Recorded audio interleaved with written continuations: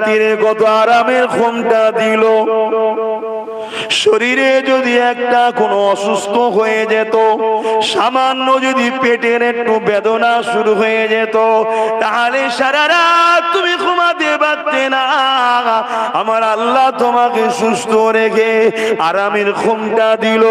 এ যুবক, আমার আব্বা, আমার মা, আমার বোন, চেষ্টা করো ফজর বেলা উঠে সেই আল্লাহকে 2-2 4 রাকাত সুন্নত 2 রাকাত ফরজ 2 রাকাত 4 রাকাত নামাজটা তো পড়ো, বেশি সময়ও লাগে না।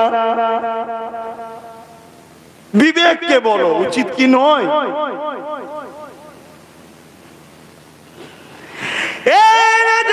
তরুণেরা মাঠে গেলে, কারবারে গেলে, দোকানে গেলে খরিদ্দারটা কিনে দেয়।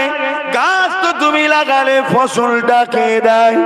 তোমার আমার মালিক, তোমার আমার সৃষ্টিকর্তা রব্বুল আলামিন আল্লাহ পাক তিনি দেয়। তাহলে কেন জোহর বেলাতে দোকান যদি বন্ধ করে আসতে না পারো, দোকানেতেই মুসাল্লা রেখে দিয়ে ওখানে কেন তুমি 4 রাকাত ফরজ নামাজ পড়তে পারলে না? এ যুবকেরা, এ আমার বাপ জানেরা, মায়েরা, বোনেরা, যদি তুমি মাঠে খাটাখাটনি করো, কেন তুমি মাঠের আলেতে মাথার গামছা মুসাল্লা বানিয়ে দে, কেন তুমি দোকানে তোমার আল্লাহকে সিজদা দিলে না? এ যুবকেরা, এ নবী পাখির প্রেমিকেরা, মায়েরা, বোনেরা, নিজের বিবেককে প্রশ্ন করো।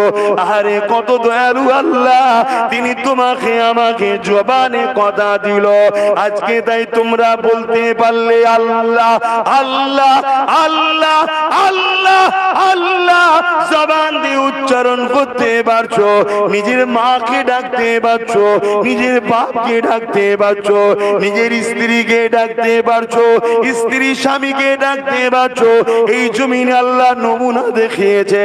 এমন অনেক ছেলে আছে তোমার আমার মতো মুখ রয়েছে, জীব রয়েছে, দাঁত রয়েছে, কিন্তু জবানে কথা বলতে পারে না। আল্লাহ পাক দয়া করে তোমাকে আমাকে জবানে কথা দিয়েছে। তোমার আমার উচিত হবে এই জবানে তো এমন কথা বলবো না যে কথা দিয়ে আল্লাহ পাক নারাজ হয়ে যায়, যে কথা দিয়ে আল্লাহ বেজার হয়ে যায়। কিন্তু দুঃখের বিষয় হলো মুসলমানের ঘরে ছেলেরা, তুমি আমি বেঈমান, কিছু জালিম, কিছু অত্যাচারীদের ঝান্ডা ধরে এমন কিছু কিছু স্লোগান দিচ্ছি, যে স্লোগানে শিরক লুকিয়ে আছে, যে স্লোগানটা দেওয়ার সাথে সাথে তুমি আমি মুশরিক হয়ে যাচ্ছি। আর পাপীর মাপ আছে, মুশরিকের কোনোদিন মাপ নাই। কেন? মুশরিক কাকে বলা হয়? যে তার আল্লাহর সঙ্গে অন্য কাউকে শরীক করে দেয়। এই যুবকেরা, আল্লাহ পাক জবান দিল, এই জবানে তোমার আমার উচিত হবে না মন্দ কথা বলা। আল্লাহ পাক জবাব দিল, এই জবানে তোমার আমার উচিত হবে না কোন মানুষের জন্য মিথ্যা সাক্ষী দিয়া। আল্লাহ পাক জবান দিল, এই জবানে উচিত হবে না আলেমদের বিরুদ্ধে, আল্লাহর ওলিদের বিরুদ্ধে, নবী বংশের বাচ্চাদের বিরুদ্ধে ছোট বড় কটূক্তি করা। আল্লাহ পাক জবান দিল, উচিত হবে এই জবানে তোমার আল্লাহ পাকের পাক কোরআন বেশি বেশি করে তেলাওয়াত করা। আরো জোরে বলুন সুবহান।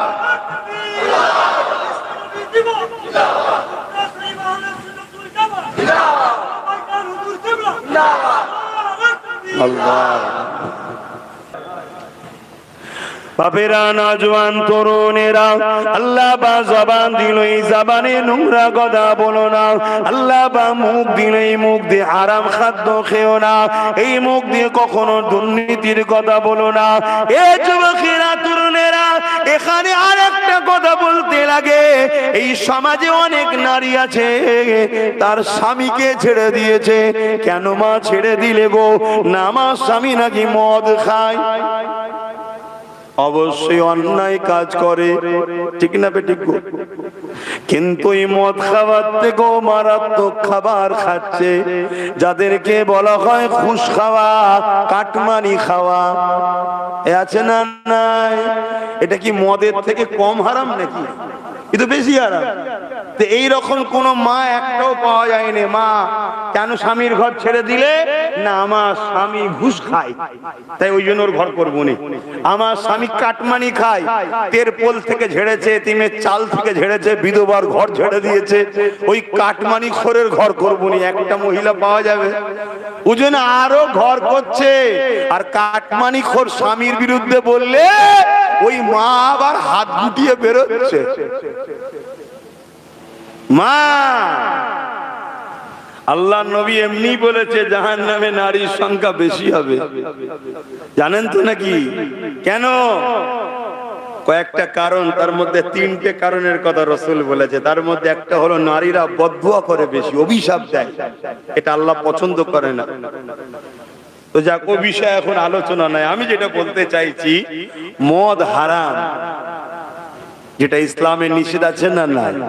আর কাটমানি, যে ভাষাটা আজকের দিনে আপনারা খুব সহজে বুঝতে পারবেন, কেন প্রত্যেকের পাড়াতে 2-5টা করে কাটমানি খোর, হারাম খোর আছে না নাই? তোমাদের এলাকাতেও আছে? তারা রেগে যাচ্ছ তো আমার অশুনে? আমি দোয়া করি আল্লাহকে আমার অশুনে হেদায়েতের তৌফিক দিই, বলুন আমিন। কেন ও বেটাও মরবে, মরবে না? মরবে না? ওরও কবর হবে না? হবে না?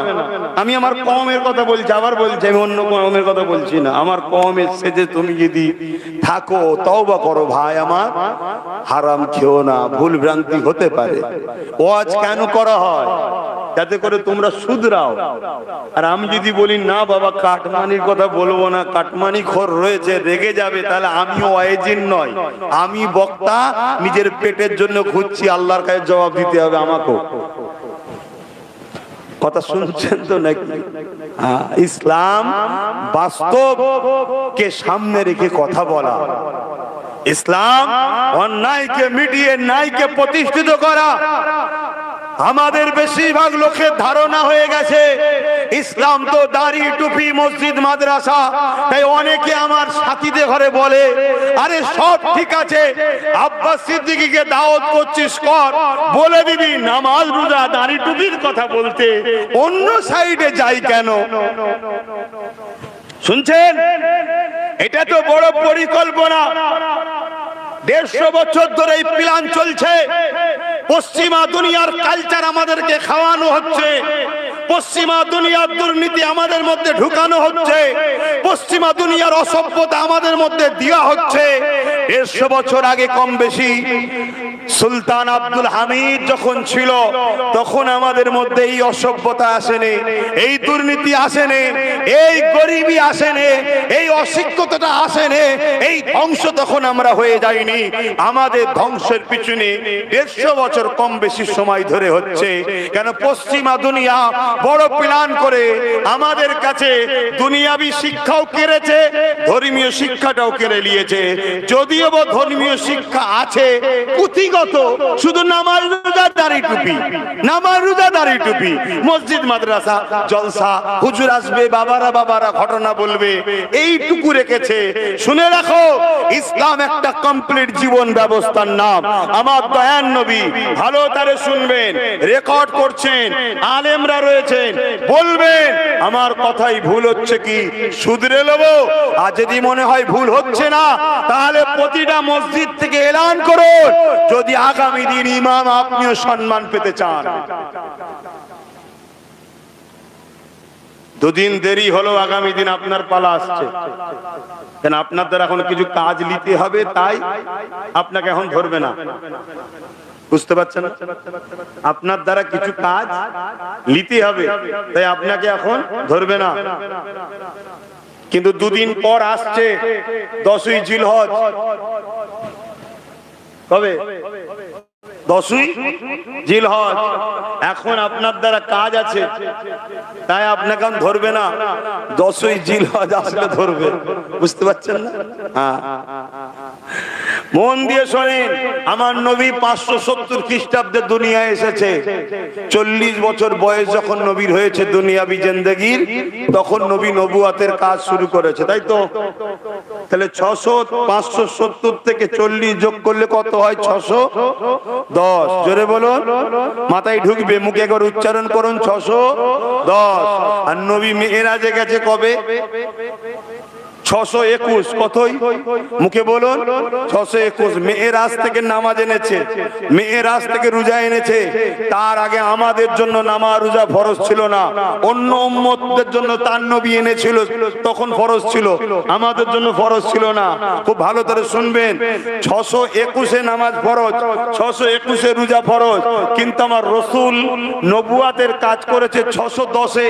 এই 11টা বছর আল্লাহর নবী কি করেছে জানতে হবে না? শুধু নামাজ দাঁড়ি টুপি ধরিয়ে দিয়ে আমাদেরকে বলছে আল্লাহ আল্লাহ কর সব হয়ে যাবে। ইসলাম কি শুধু বলেছে আল্লাহ আল্লাহ কর সব হয়ে যাবে?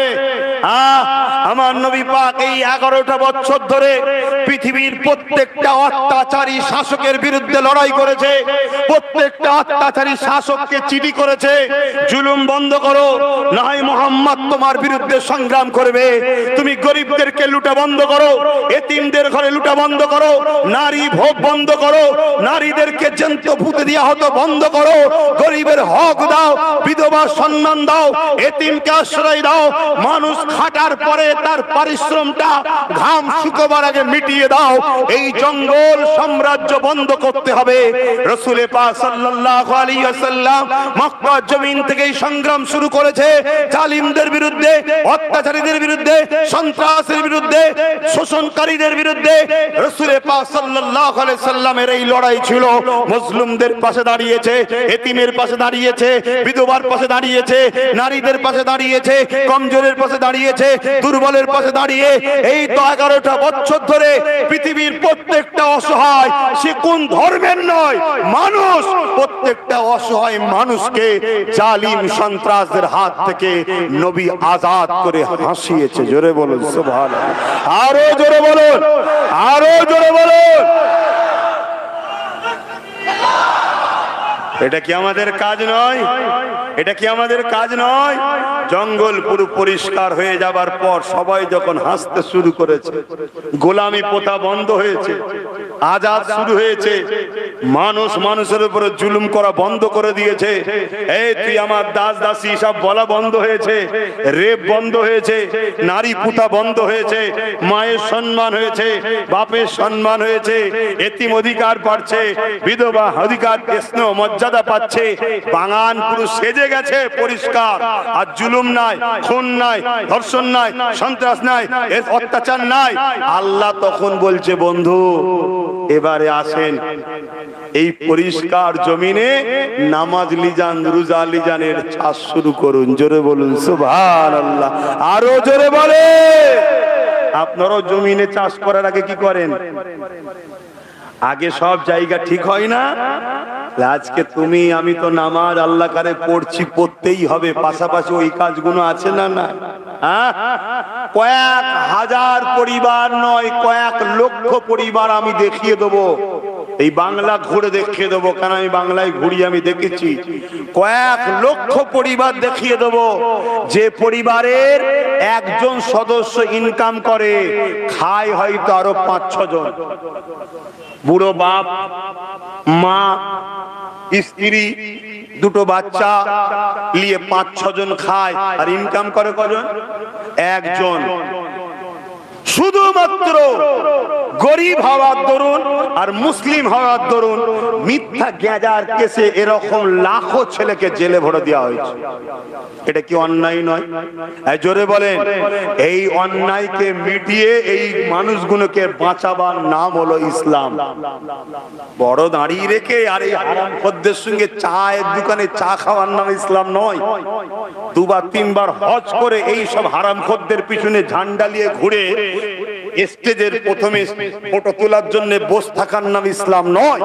এদের মিটিয়ে দিয়ে এই গরিবদের ঘরে হাসানো বাঁচানোর নাম ইসলাম। জোরে বলুন সুবহানাল্লাহ। তাহলে বলুন ইসলামের আলোচনা হবে না থাকবে?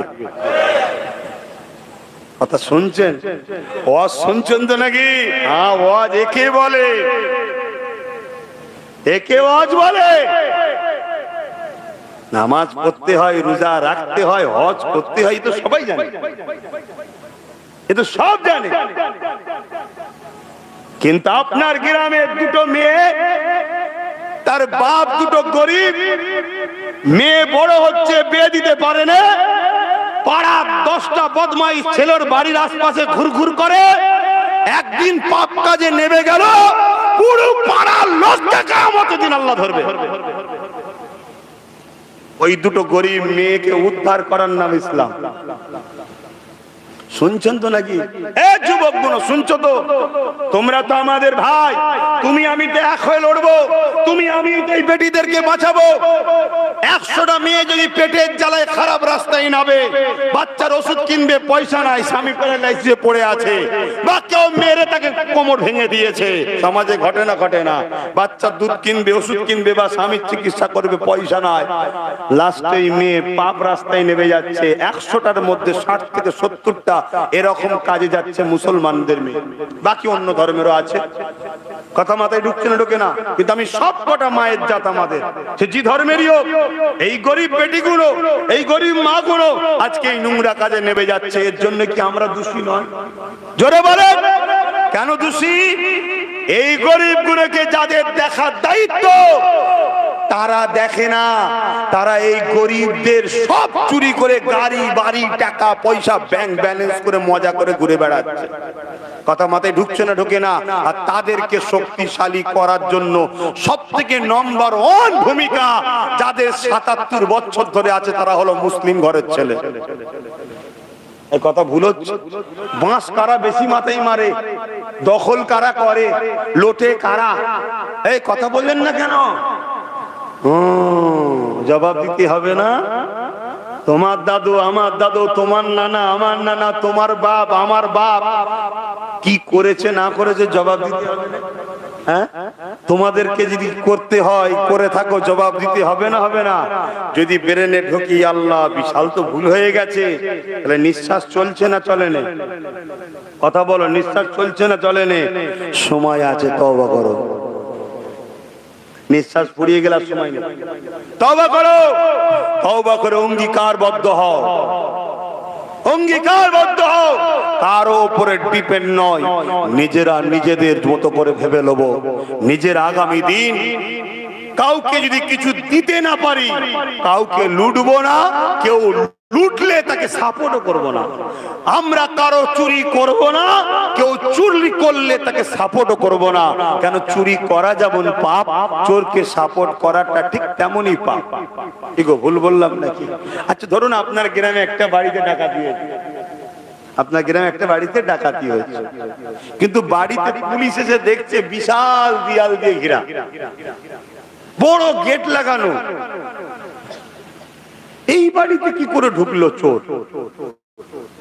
চোরকে ধরে ফেলেছে। এই বল কি করে ঢুকলি? মার মার মার। মা আরে ছোটে বলছে, বাবু ওই পাশের বাড়ির লোককে বলেছিলাম তোর বাড়ি মই আছে না, তো ওই মইটা দিয়েছিল, তাই মই লাগিয়ে উঠে গিয়ে চুরি করেছি। পুলিশ পাশের বাড়িকে ধরে নিয়ে যাবে না যাবে না? জোরে বলে, নিয়ে গিয়ে কি গায়ে গুড় দিয়ে ছাঁটবে? স্যার আমি জানিনি, স্যার আমি জানিনি। জানিনি? তুই রাত 12টায় মই চেয়েছিল, কেন তুই জানিস নি? মানে আর হয়তো বেচারি সত্যি ভাগ পাইনি, যা মেরে চুরি করে সব পালিয়ে গেছে, কিচ্ছু দেয়নি। তারপরও মার হবে না হবে না? জেলে একসাথে থাকবে না আলাদা? জোরে বলে, কথা মাথায় ঢুকছে? আমি জানি 77 বছর আমরা ভাগ পাইনি, যাদেরকে মই দিয়ে তুলেছি তারাই হেড়ে খেয়েছে, কিন্তু মার আমাদের ভাগ যাবে মনে হচ্ছে? হ্যাঁ, হাতে অন্যায় করেছি না করিনি? তওবা করে। খবরদার, দুটো জিনিস, একটা হকুল্লাহ আর একটা হকুন নাস। নামাজ কাজা আল্লাহর কাছে, রোজা কাজা আল্লাহর হক, হজ কাজা আল্লাহর হক। কাঁদবেন, আল্লাহ বড় দয়ালু, মাফ করে দেবেন। জোরে বলুন সুবহানাল্লাহ। কিন্তু বান্দার হক যদি মেরে নেন, আল্লাহ মাফ করবে বলেছে? কেন ওটা তো আমার হক নয়, ওটা তো বান্দার হক। তার কাছে চা, তার কাছে ক্ষমা চা, তার কাছে মাফ চা। কথা বুঝে আসছে? তাই হকুন নাস কত মারাত্মক। আল্লাহ নবী বলেছে কেউ যদি হজে যায়, আমরা অনেকে হজে যাই না, হ্যাঁ, এমনও হাজি আছে 700 চুয়া মারকে বিল্লি হজ গায়ে, 700 চুয়া ইঁদুর খেয়েছে, খেয়ে এখন হজ করতে গেছে, এরকমও কিন্তু হাজি আছে। আবার দিল থেকে অনেকে আল্লাহ রসুলের জন্য যায়। তাদের সম্মান কত, তাদের সম্মান কত। মায়ের পেট থেকে বেরোলে যেমন সন্তানের কোনো গুনাহ থাকে না, আল্লাহর কাবা তওয়াফ করে এলে আল্লাহ তার পুরস্কার তাকে পুরো বেগুনাহ করে দেয়। জোরে বলুন সুবহানাল্লাহ। কিন্তু আল্লাহ এরপরও বলছে একটা গুনাহ আমি মাফ করি না। কোনটা বলুন? হকুন নাস। কি হকুন নাস বোঝেন? হকুন নাস, আপনারা সবাই মিলে সাপোর্ট করে আমাকে হুজুর বানিয়ে এখানে বসিয়েছেন। আমি নেতা এসে বসে আছি না, হ্যাঁ? আমি এখন আপনার গ্রামের কারো একটা জমি রাস্তার ধারে আছে, আমার দিকে নজর লেগে গেছে, জমিটা ভালো। আমি তাকে ডাকলাম, এই জমিটা হয়তো দেখা যাবে 2 লাখ টাকা করে কাটা কি শতক। আমি বললাম এক কাজ কর, তোকে আমি 10,000 টাকা করে শতক দিচ্ছি, 2 লাখের জিনিস 10,000 সে দেবে? এ তো গরিব মানুষ। বলছে বাবু ওই একটাই জিনিস আছে, ছেলে বুলে দিলে কি হবে, আপনি ওটা লেলিলে হয়, আমরা দিবিনি? আচ্ছা ঠিক আছে। হ্যালো, পুলিশকে ফোন করছি, কেন আমি ভিআইপি তো। হ্যালো, জি স্যার, জি স্যার, ওই অমক অমক ওকে গেঁজার কেসে 7 বছরের জন্য ভরে দাও। শুনছেন না শোনেন? এই সমাজে ঘটছে না ঘটে না? তোমরা করলে এটা না আমি করলাম? জোরে বলেন, এটা কে করলো? তোমরা করলেন, আমি করলাম? জমিটা কে নিল? আমি তো। কিন্তু বলো আসামি আমি একা না তোমরাও? কথা বলছো না তো? কেন তোমরা আব্বাস সিদ্দিকীকে এখানে বসাবার আগে দেখা দরকার ছিল, হারাম কোন নই তো? এই কথা বুঝছেন না, বোঝেন না? একটু সাবধানে সাবধানে পা ফেলো। তোমাদের কারণে কোটি কোটি মায়ের চোখের পানি পড়ছে, তোমাদের কারণে হাজারো ঘর এতিম হয়ে যাচ্ছে, তোমাদের কারণে হাজারো সংসার ভেঙে যাচ্ছে, তোমাদের কারণে কত যুবক ছেলের মেয়েদের স্বপ্ন ভেঙে চুরমার হয়ে যাচ্ছে, তোমাদের কারণে যে চাকরি পাবার সে না পেয়ে অন্যজন পাচ্ছে, এরকম কত স্বপ্ন ভেঙে চুরমার হয়ে যাচ্ছে। এগুলো কিন্তু হকুন নাস, আল্লাহর কাছে জবাব দিতে হবে। আল্লাহ আমাদেরকে বুঝার তৌফিক দিক। বলুন আল্লাহুম্মা আমিন। বাপেরা, কবর শুনতে লাগে বড় ভয়ঙ্কর জায়গায় কবর, তাই বলবো তওবা করে নাও। তওবাকারীকে আল্লাহ বড় পছন্দ করে। যদি কারো মনে হয় তাহলে ভাইজান বাবাজি তাহলে আমরা কি করব, আমি একটাই কথা বলবো, তোমার আমার লিডার হলো রাসূল, রাসূলুল্লাহকে ফলো করো। নবী আমার বিদায় নিবার সময় জানিয়ে দিয়েছে, এ দুনিয়ার মানুষেরা আমি আল্লাহ তোদের কাছে, আমি রাসূল তোদের কাছে 3টে জিনিস রেখে যাচ্ছি, এই 3টেকে মজবুত করে ধর। কি 3টে জিনিস? প্রথম নম্বর হলো কিতাবুল্লাহ, আল্লাহ পাকের কোরআন। দ্বিতীয় নম্বর হলো সুন্নাতে রাসূলি, আমি নবী আমার সুন্নাত। 3 নম্বর হলো আহলে বাইতি, আমি নবী আমার আর আমার পরিবার, আমার খানদান, অর্থাৎ নবীর খানদানকে ধরো। নবীর খানদান তোমাকে সুন্নাতে রাসূল দেখাবে, আর সুন্নাতে রাসূলই হলো আল্লাহ পাকের পাক কালামুল্লাহ কোরআন। অর্থাৎ নবী যা করেছে, নবী কি করেছে? কোরআন অনুযায়ী কাজ করেছে, ঠিক তো নাকি গো? হ্যাঁ। তাহলে রাসূল বলছেন তোমরা কাকে ধরবে? কুরাইশ। মাফ করবেন, নিজের নাম বাড়াবার জন্য বলছি, সত্যটা জানাবার জন্য বলছি। আমার দাদা হুজুর কুরাইশ, আমার 5 হুজুর কুরাইশ, আমার আব্বা আলী আকবর সিদ্দিক হুজুর কেবলা কুরাইশ, সেই ঘরের ছেলে আমি কুরাইশ। এখন আমি যদি বলি তোমরা অত যদি চিন্তা টেনশন না, ভালো মন্দ বেশ বাঁচতে পারো, তোমরা আমাকে ছেলে মনে করে, মুরব্বীরা ভাইয়েরা ভাই মনে করে, মায়েরা সন্তান মনে করে, বোনেরা ভাই মনে করে তোমরা আমার পাশে এসে দাঁড়াও। দাও, আমার সাথ দাও। আপনারা কি আমার কথা শুনে আমার সাথ দিতে রাজি আছেন? আল্লাহকে সাক্ষী রেখে বলবেন কারা রাজি আছেন, হাত তোলেন। আমি জোর করছি না, যারা রাজি আছেন লম্বা হাত তোলেন। আলহামদুলিল্লাহ, এই হাত আপনি কবুল করেন আল্লাহ, এই হাতকে আপনি সঠিক রাস্তা দেখান, এই হাতকে ডান হাতে আমলনামা দেবেন, এই হাতকে আপনি আরশে আজিমের ছায়াতলে থাকার তৌফিক দেবেন। এরা বিশ্বাস করেছে তোমার নবী বংশের বাচ্চার উপরে, আল্লাহ এদেরকে দুনিয়া আখিরাতের শান্তির ব্যবস্থা করে দেন, বলুন আমিন। যদি একজন দুজন অবিশ্বাস করে তার জন্য আমার দোয়াও নেই, বদদোয়াও নেই। কথা ভুল বললাম? হতে পারে অনেকে ভয়ে তো হাত তুলছে না, ঠিক না? আব্বাস সিদ্দিকীর সাথ দিলে তো ভয়ে আছে, কেন কেউ দেখে ফেললে আবার যদি গিয়ে বলে দেয়, অমনি ডেকে বলবে ও টোটো চালাও না এই রাস্তায়, কাল থেকে আর চালাবে না, লাও ঠেলা সামলাও। এবারে কি এরকম মস্তান আছে না? নাই। হ্যাঁ, তো মস্তানও একদিন যাবে কবরে, কি সেদিন টোটো বন্ধ করার সাইজ হবে, চিন্তা করছো গেল।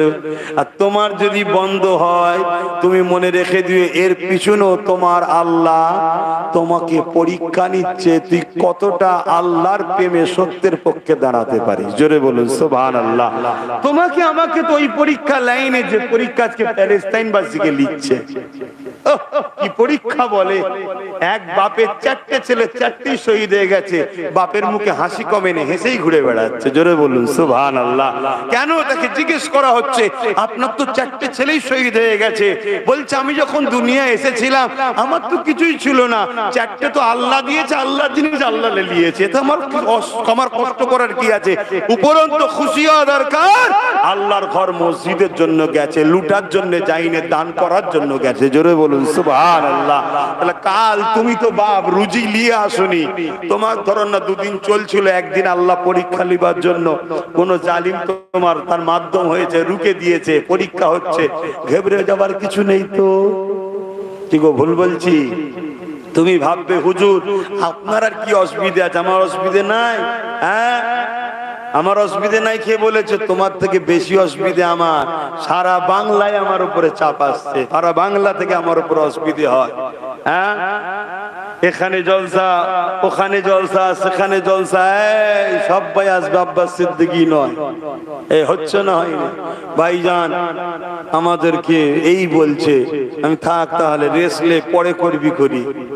আবার কিছু কিছু ছেলে আমাকে শোনায়নি, ওসব হাইকোর্টের সামনে গিয়ে ফটো তুলে ছাড়ছে। কি খবর রে, তুই ওখানে কি করছিস? না গ্রামে এসে থানা বলেছিল আব্বাস সিদ্দিকীকে জলসায় নিয়ে এলে তোদেরকে মিথ্যা কেসে ভরে দেবো। ভাই এটা পুলিশের কাজ, জোরে বলেন। তাহলে পুলিশ এটা কি ঠিক করছে না ভুল করছে? পুলিশ ভুল করছে না, তার থেকে বেশি ভুল আমরা করছি। জোরে বলেন। হ্যাঁ, কেন পুলিশের ভুলের আগে আমাদের ভুল দেখতে হবে। বলে কেন? পুলিশের কি ইন্টারেস্ট আছে? পুলিশের কি ইন্টারেস্ট আছে? সে পুলিশকে কেউ উপর থেকে বলেছে, তাকে কে বসিয়েছে? তাহলে দোষ কাদের? হ্যাঁ, নিজেকে চিনতে শেখো। কথাই আছে না, বাঁশ কেন ঝাড়ে, আর বাকিটা বললাম না। এটা প্রবাদ বাক্য আছে না, আমি বাকিটার বলবো না। তা আমাদের ক্ষতি তো আমরাই করছি। হ্যাঁ, না হয় যারা সোজা হয়ে দাঁড়াতে পারে না, যারা আমাদের জুতো ঘুরিয়ে দিবার ক্ষমতা নাই, উপযুক্ত নয়, তারা আমাদের দিকে চোখ তুলে কথা বলে কি করে? এই জমিনে পানি যদি হয় আজও আল্লাহর পাগলদের জন্য হয়। এই জমিন যদি আজও খেতে পাচ্ছে, ফসল পাচ্ছে, আল্লাহ ওয়ালাদের জন্য হচ্ছে, তো বাপ তাদের সামনে দাঁড়িয়ে কথা বলে কি করে? মাথায় ঢুকছে। কিন্তু ও চলে গেছে হাইকোর্টে, সেখান থেকে পারমিশন বার করে লিও জলসা করেছে। কথা মাথায় ঢুকছে না? ঢুকে নেই। তবে মনে রেখে দেবে, তোমার উপরে যদি কেউ আঘাত হানতে আগিয়ে আসে, তুমি যদি পালিয়ে বেড়াও, বিপদ থেকে কখনো পালিয়ে সমাধান হয় না। বিপদের মোকাবেলায় রুখে দাঁড়ালেই বিপদ পালাতে বাধ্য। এটা ইতিহাস, এটা ইতিহাস। তুমি দিন পালাবে, বিপদ তোমার পিছু পিছু যাবে, বিপদ থেকে তুমি পালাতে পারবে না। কিন্তু কষ্ট হলো রুখে দাঁড়াও। দেখবে বিপদ কি হয়েছে, পালিয়ে গেছে। ইতিহাস এটাই তো বলছে নাকি? হ্যাঁ, এটাই বলছে। তো ভাইয়ের আমার, আমি যে কথা বলছিলাম, এ কবর আমাদের জন্য শুনতে বড় ছোট জায়গা, বড় কঠিন জায়গা, কিন্তু এটা প্রথম ঘাঁটি। এখানে যে আমরা ফেল করি তো প্রত্যেক জায়গায় ধরা পড়ে যেতে হবে। ইমাম বুখারী, ইমাম মুসলিম বলে, কবরে যখন মানুষকে দেওয়া হবে একটা প্রশ্ন করা হবে, কিন্তু আমরা সবাই জানি তিনটে প্রশ্ন করা হবে, তাই তো নাকি? অবশ্যই তিনটে প্রশ্নটাও ঠিক, কেননা বাকি হাদিসের মধ্যে রয়েছে তিনটে প্রশ্ন হবে, এটাও ঠিক, কিন্তু একটু পার্থক্য রয়েছে, ওই বুঝাবার সময় আর নাই।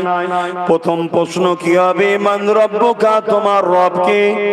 বান্দা উত্তর দেবে রব্বি আল্লাহ।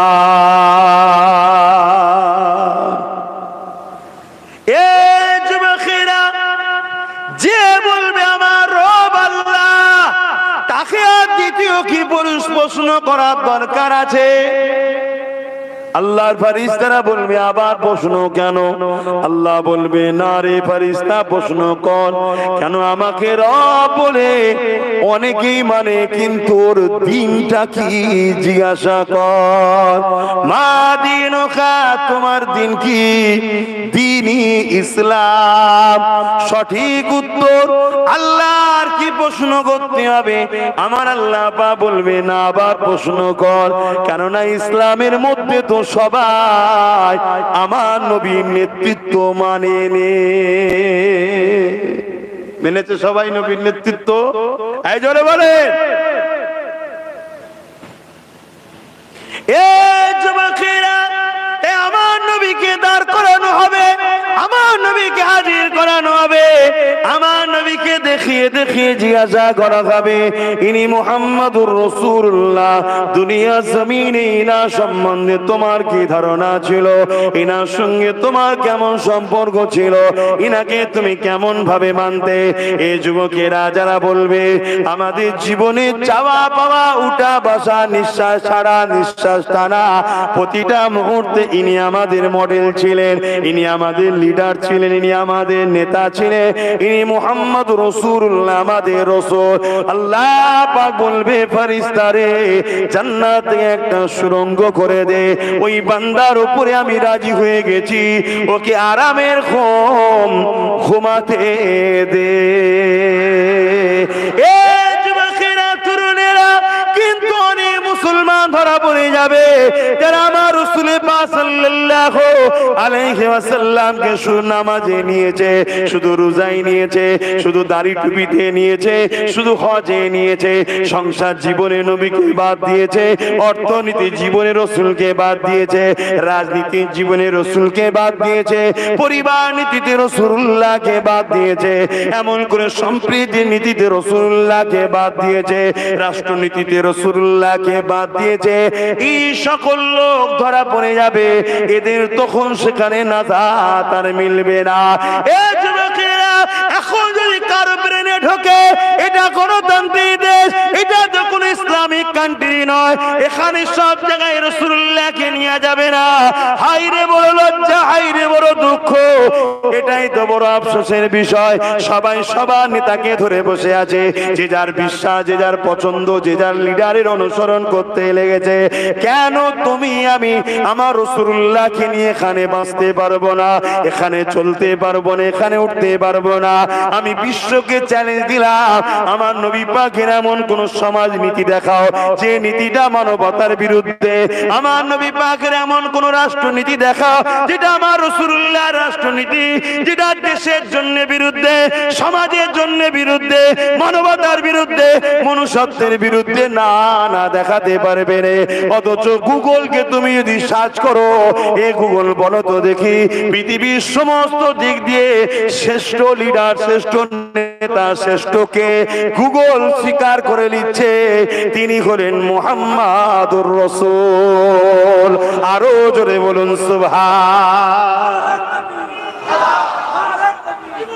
আর নামাজ বাবাজি বলছে, রোজাদার বলছে, আলেম বলছে, পীর সাহেব বলছে, না এখানে সব জায়গায় রসুল লাগানো যাবে না। নাউজুবিল্লাহ বলেন। এদের ঈমান আছে? আমার নবী আচ্ছা বলে তার সমান